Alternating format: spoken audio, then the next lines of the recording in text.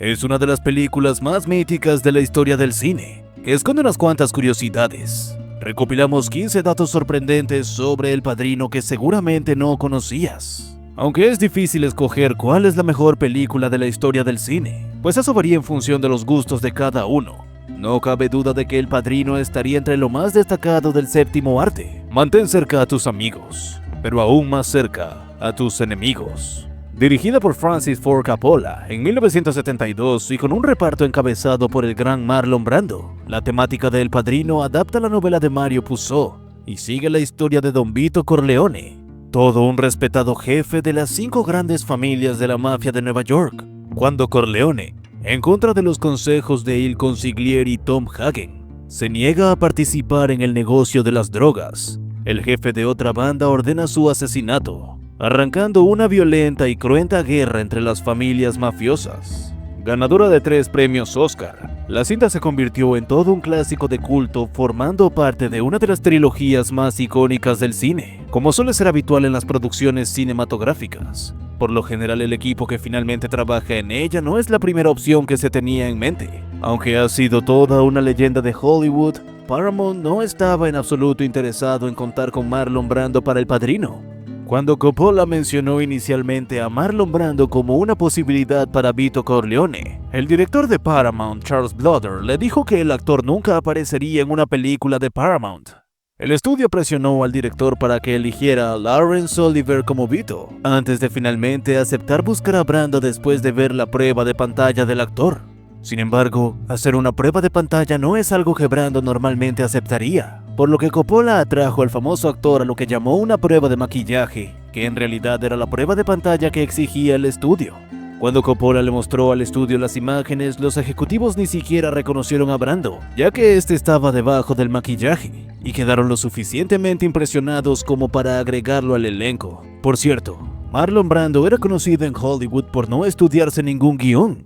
En su lugar, leyó sus líneas de tarjetas tras las cámaras, ya que pensaba que la manera de conseguir una interpretación más sincera era utilizar una toma sin ensayos, donde directamente decía sus frases por primera vez. Brando utilizaba este método para todas sus películas, y de hecho, el set de Krypton para las escenas que grabó de Superman estaba completamente llena de tarjetas por todos lados. Como es habitual, muchos actores del elenco de El Padrino no fueron la primera opción para encarnar a sus respectivos personajes. Tal fue el caso de Al Pacino con el papel de Michael Corleone. El estudio quería que Robert Redford o Ryan O'Neal interpretaran a Michael Corleone, pero Coppola siempre quiso a Al Pacino. Otros actores como Martin Sheen y James Caan, quien luego interpretaría a Sonny, también hicieron una prueba de pantalla para Michael. A su vez, el gran Robert De Niro también quiso participar en El Padrino y se presentó al casting para el papel de Sonny Corleone, pero Coppola finalmente eligió a James Caan. No obstante, De Niro acabó participando en la trilogía encarnando al joven Vito Corleone en El Padrino Parte 2, donde se llevó un premio Oscar al mejor actor de reparto por su trabajo. De igual forma, Francis Ford Coppola no fue la primera opción para dirigirla, ya que previamente se barajaron otros nombres como Elia Kazan, Arthur Penn, Richard Brooks o Costa Gavras, pero todos ellos rechazaron el trabajo. Pero, aunque Coppola fue escogido para la dirección de El Padrino, casi fue despedido durante la producción debido a que a los ejecutivos no le gustaba el drama inquietante y hablador que el cineasta estaba rodando. El estudio quería una película de gángsters más lasciva, por lo que amenazaba constantemente con despedir a Coppola, hasta el punto de tener a directores suplentes esperando en el set. Según los informes, Coppola estaba a punto de recibir el hachazo, hasta que filmó la escena en la que Michael mata a Sollozzo y McCloskey, algo que encantó a los ejecutivos. Aunque los ejecutivos de Paramount se mostraron escépticos con la dirección de Coppola, el resultado fue de lo más satisfactorio, ya que El Padrino fue todo un éxito en taquilla. Según los informes, El Padrino le costó a Paramount alrededor de $6.2 millones, y en su primer mes en los cines ya había recaudado un total de 26 millones. Se convirtió en la película más taquillera de 1972 y fue por un breve tiempo el mayor éxito de taquilla de la historia. Durante sus caminatas diarias al set, Francis Ford Coppola solía ver un gato callejero, y el día de filmar las escenas en el estudio de Vito, Coppola tomó al gato y le dijo a Marlon Brando que improvisara con él. Curiosamente, el gato quería tanto a Brando que se sentó en su regazo durante las tomas durante todo el día sin dar problema alguno. Siguiendo con las curiosidades de El Padrino, durante la producción de la película principal, Coppola realizó sesiones de ensayo de improvisación, que simplemente consistieron en que el elenco principal se asentara en sus respectivos personajes para una comida familiar. Los actores no pudieron romper con el personaje, lo que Coppola vio como una forma de que el elenco estableciera orgánicamente los roles familiares vistos en la película final. Una de las curiosidades de El Padrino reside en cómo estuvo a punto de ser cambiada de fecha de la trama por parte de Paramount como medida de reducción de costos de la película. Para ello, el estudio le pidió a Coppola que modernizara el guión para que la trama tuviera lugar en la época actual de aquel entonces, 1972, y que filmara la película en Kansas City como sustituto de la ciudad de Nueva York, que es más cara. Finalmente, Coppola los convenció de mantener la historia en un escenario de Nueva York posterior a la Segunda Guerra Mundial para mantener la integridad de la película. Siguiendo los datos más sorprendentes de El Padrino, tenemos el curioso motivo por el que Francis Ford Coppola fichó a Diane Keaton en la película. Por lo visto, para darle un poco de vida al personaje heterosexual y aburrido de Kay Adams, Coppola optó por Diane Keaton, a quien describió como muy excéntrica y un poco extraña en cierto modo.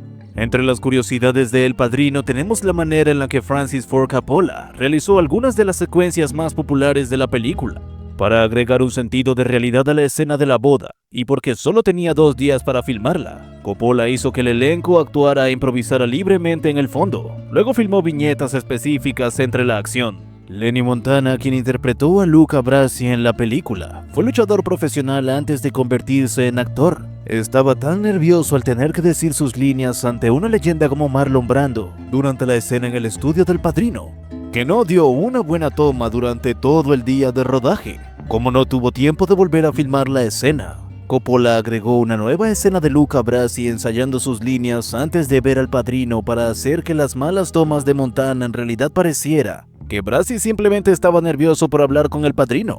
Por otra parte, no cabe duda de que una de las escenas más icónicas del Padrino es el momento en el que aparece la cabeza de caballo en la cama. Curiosamente, la cabeza de caballo en la cama del productor de cine no era un accesorio, sino que la producción obtuvo una cabeza de caballo real de una empresa local de alimentos para perros.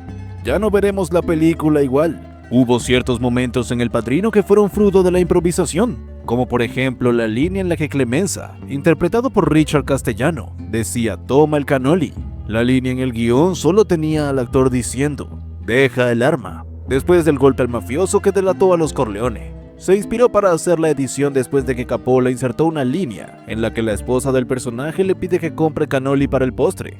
Muchos de los detalles que mejor recordamos por Sony fueron improvisados directamente por James Caan en medio de la toma. Cuando Sony le arrebata la cámara a un fotógrafo del FBI y la tira al suelo, la reacción del otro actor es completamente genuina, ya que no estaba en el guión. Caan también improvisó la idea de tirarle dinero a la gente, porque según él, si rompes algo tienes que pagarlo. Caan también improvisó otro detalle de la paliza de Sonny a Carlo, el marido de Connie, ya que fue idea suya utilizar la tapa del cubo de basura para pegarle. También sacó la frase "bada bing" de un conocido suyo y decidió usarla en la película. Aunque décadas después fue uno de esos actores a los que todas las productoras de Hollywood se rifaban. Sylvester Stallone no tuvo demasiada suerte en las audiciones para El Padrino. El actor y director llegó a probar suerte con 2 personajes, Paulie Gatto y Carlo Risi, pero finalmente se quedó fuera del reparto. Esto ha sido todo por el día de hoy. Recuerda suscribirte, activar la campanita, darle like y revisar nuestro contenido. Comenta si te gustó nuestro vídeo y no te pierdas el próximo.